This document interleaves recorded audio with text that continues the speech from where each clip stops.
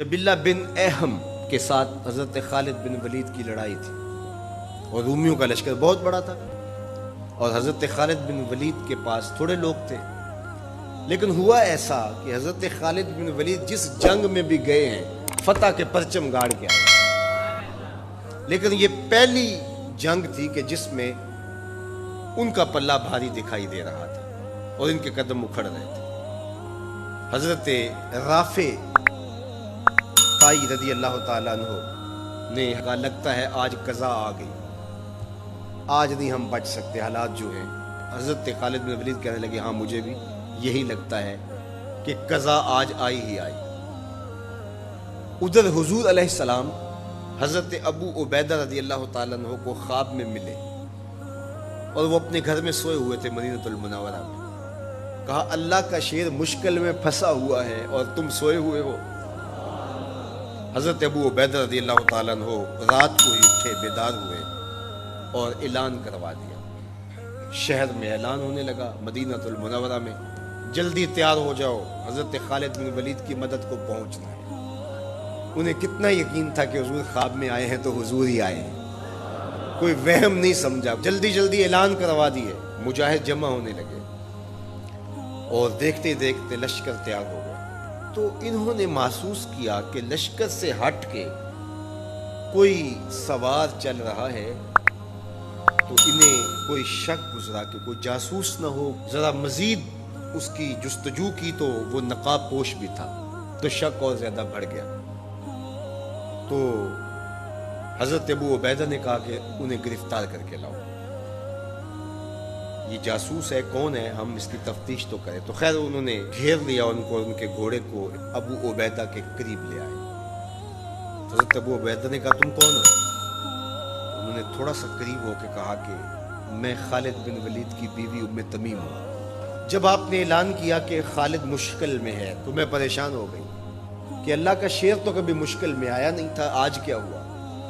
تو میں نے غور سے دیکھا کہ وہ اپنی ٹوپی گھر بھول گئے تھے، جس ٹوپی کے اندر حضور کے منہ مبارک سیے ہوئے ہیں، اور وہ جب بھی جنگ کیا کرتے تھے تو وہ ٹوپی اپنے سر پہ پہن کے کیا کرتے تھے، اللہ فتح عطا کرتا. تو میں ان کو ٹوپی دینے جا رہی. اللہ اکبر. جب یہ لوگ وہاں پہنچے تو سواروں کا ایک قافلہ آگے بڑھ کے خالد بن ولید کے ساتھ دشمن پر حملہ آور ہو گیا. ایک نقاب پوش سوار آگے بڑھتا ہے اور ہاتھ میں تلوار ہے، اور دشمن پیچھے ہٹتا چلا جاتا ہے. تو خالد بن ولید کو رشک آیا اس کی بہادری پہ اور خوش بھی ہوئے، اور حالت جنگ میں اپنے گھوڑے کو ایڑ لگا کر کے اس سوار کے قریب ہوئے اور کہا نقاب پوش جوان تم کون ہو، اتنی بہادری سے لڑ رہے ہو؟ تو اس نے ہلکا سا نقاب الٹ کے کہا پہچانو تمہاری بیوی ام تمیم ہوں، اور تمہیں وہ ٹوپی دینے آئی ہوں جس کے اندر حضور کے بال سیے ہوئے ہیں. حضرت خالد بن ولید کو انہوں نے ٹوپی عطا کی اور انہوں نے سر پہ رکھی. اللہ نے اسی دن مسلمانوں کو فتح عطا کر. یہ حضور علیہ السلام کے بالوں کی برکت تھی. حضرت ام سلمہ رضی اللہ تعالی عنہا کے پاس، زوجہ رسول صلی اللہ علیہ وسلم کے پاس حضور کے مبارک بال تھے.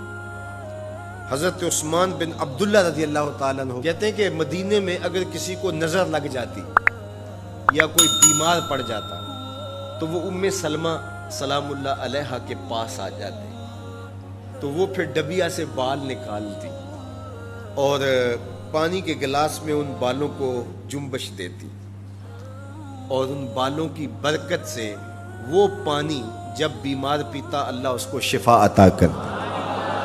یہ حضور کے مبارک بالوں کی برکت ہے. اللہ اکبر. اور ایک دن حضور غسل کر کے آئے اور سیاہ رنگ کے مبارک بالوں، اللہ اکبر، کا حسن اور نمایاں ہوا.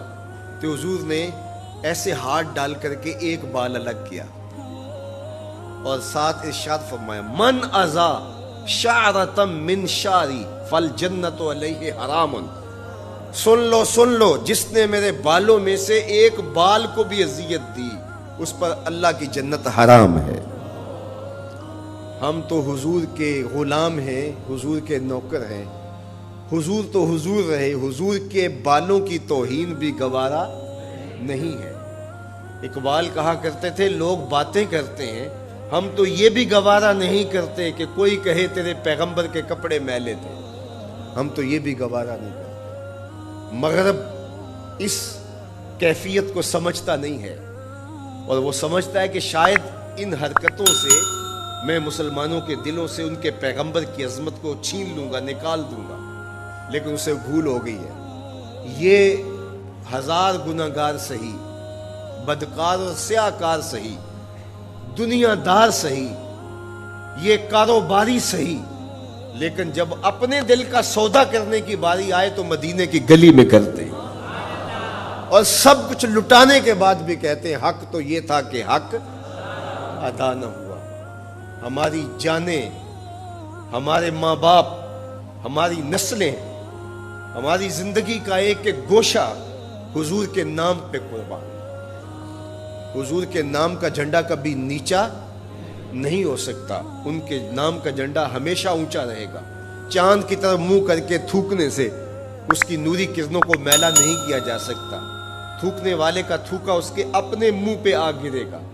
تبت یدا ابی لہب و تب کا تازیانہ آج بھی دشمنان رسول اور شاتمان رسول پہ برس رہا ہے، اور میرے نبی کا نام کل بھی اونچا تھا، میرے نبی کا نام آج بھی اونچا ہے، رہے گا یوں ہی ان کا چرچا رہے گا، پڑے خاک ہو جائیں جل جانے والے۔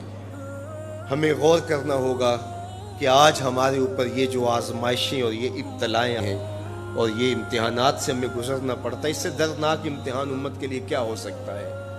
تو کیا اب بھی ہم فرقوں میں بٹے رہیں گے؟ اب بھی ہم ایک دوسرے کے گریبان نوچتے رہیں گے؟ آج بھی ہم جو ہے وہ غفلت کی زندگی گزاریں گے، یا اپنی زندگی کی ایک ایک سانس حضور کے قدموں میں رکھ دیں گے؟ تو محبت کا تقاضا یہ ہے کہ اپنی ایک ایک سانس حضور کے نام پہ قربان کریں۔ ہم جئیں گے تو حضور کے لیے، مریں گے تو اور آخری سانس تک حضور کے وفادار رہیں گے۔ اور یہ ہماری زبان سے نہیں، ہمارے قلب سے، ہماری روحوں سے ہمارا عہد ہے، ہمارا ارادہ ہے۔ حضور ہمارے ماں باپ آپ پہ قربان، ہماری نسلیں آپ پہ قربان۔